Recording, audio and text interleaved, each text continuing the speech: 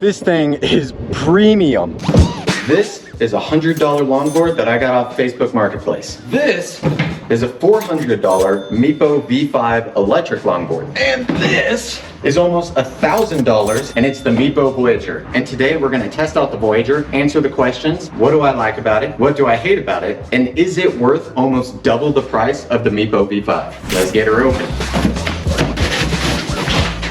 Voila. So this box and packaging is super nice. I like that they have just a quick display for you on the box. That's pretty cool. Everything has its own foam insert. The board comes with 90 by 60 millimeter wheels. However, it comes with a free upgrade of these 105 millimeter rubberized wheels, which is super sweet. Comes with your extra belt, T-tool, remote, which this one is significantly nicer and larger than the V5. 2 extra hubs, which I'm assuming are adaptations for the larger wheels. And this massive charger. And this is a 50.4 volt charger with a 4.5 amp hour output. So it'll take you about 3 hours to charge the board from empty to full. Now onto the board.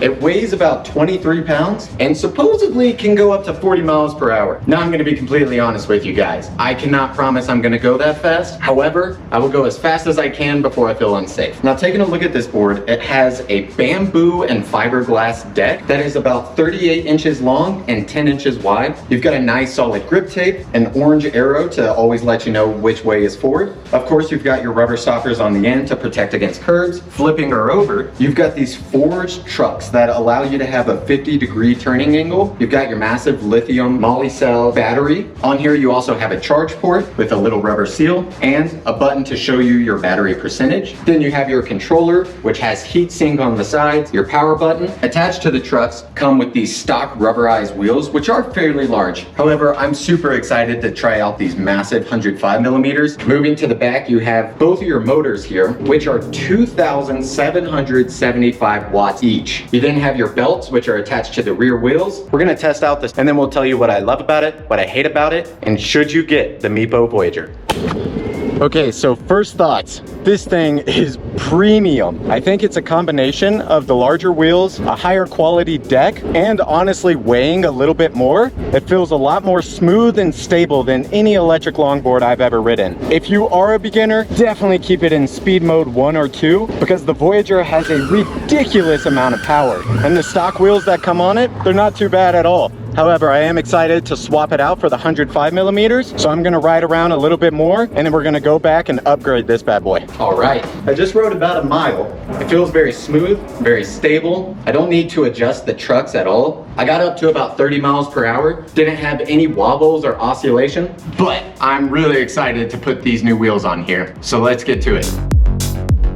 All right, so the new wheels are on. Meepo gives you this little T-tool to do all your adjustments. And although that's nice that it's included, if you can see here, the tool already bent out of its rubber casing. And I wasn't even tightening that hard. So if that happens to you, you may just wanna have an extra socket wrench on standby. But let's go ahead and test out these new wheels and see how they feel.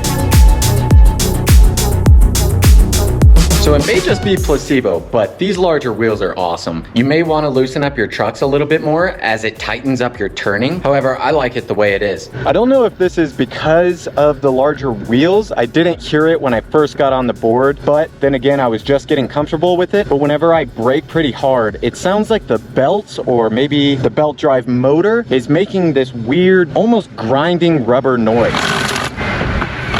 It only happens whenever I brake significantly hard, but it's definitely not instilling a lot of confidence in my installation job.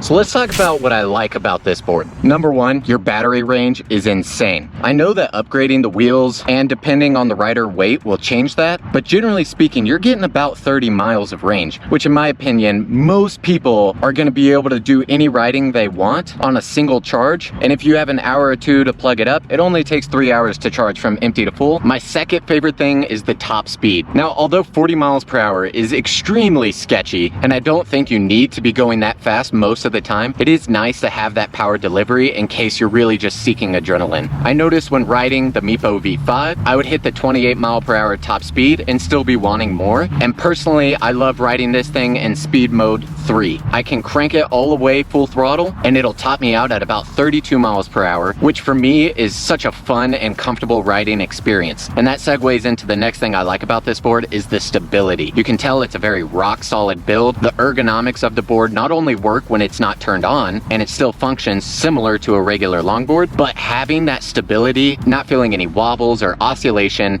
being able to carve back and forth at 30 plus miles per hour and yet feel safe is a huge win in my books. The grip tape, the bamboo deck, both are fantastic. They seem to absorb a lot of the vibrations in the board and make for a super flexy deck. I also like how the remote is slightly larger than the Meepo V5. Maybe it's a personal preference and it fits very well in the hand. And when using the throttle, it has a very nice gradual progression of speed. There's not too much dead zone on the throttle and yet it's still very responsive. I really enjoyed that this came with the 105 millimeter wheels. It kind of gives you the option depending on what sort of riding you want to do without having to make that extra purchase. And even if you didn't want to swap out the wheels, it still comes with the replacement belts, as the belts do wear over time. And speaking of how it comes, the packaging on this was fantastic. We receive products all the time that come damaged shipped, the paint is chipped, it's been shuffling around in the box. So knowing that your board has zero wiggle room to move and has a custom foam mold for every single piece just shows the quality of the Meepo products in general. It really does feel like a more premium riding experience than your basic budget Escape. I'm gonna keep riding, and at our next stop, I'll tell you what I don't like about this board. All right, just a little update. I've put 15 miles on the board and we're just at half a battery. That's pretty insane and also accurate to what they stated on their website.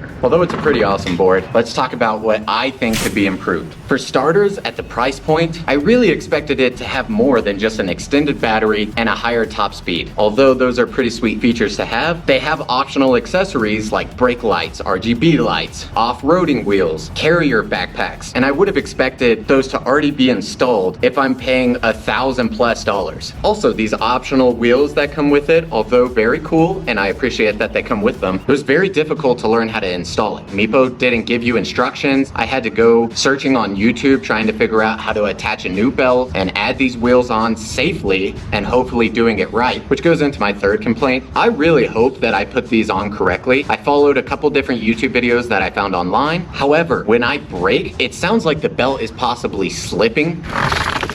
And so my safety is now in the hands of some other YouTuber because Meepo didn't include an instruction kit on how to change these out. Not only did they not tell you how to put the wheels and the new belts on properly, it also doesn't really mention that you have to change your wheel speed with the remote. The only reason I found this out is because I was getting topped out at 32 miles per hour with these new wheels on a full charge. And when looking it up, I found a Reddit post saying that you had to do it. Now it did come with a little pamphlet that technically says the wheel speed should be higher, but it doesn't tell you how to change the wheel speed and it doesn't give you any instructions on that's what you're supposed to do. It just has those numbers listed, which I think for most people who aren't incredibly familiar with the e-skate world would not know to do such a thing. I also think it's kind of funny how the board has ridden 15 miles and is at half the battery, and the remote has been used for 15 miles and is at 20% battery. I would have thought because it's a larger remote that it would have had more battery in it, but I guess not. Another thing that may just be a personal preference is most beginner boards have a cutout handle on the board itself, and this one does not. Personally, I'm a huge fan of that handle, especially with this board weighing over 20 pounds. If I want to carry it upstairs, it's a little bit uncomfortable for me to be holding the board like this because it's so bottom heavy. Now don't let these complaints fool you. This board is awesome. It's a lot of fun to ride and I'm really enjoying it so far. So let's keep riding and talk about who I think this board is for and what I think you should get if this board is not for you.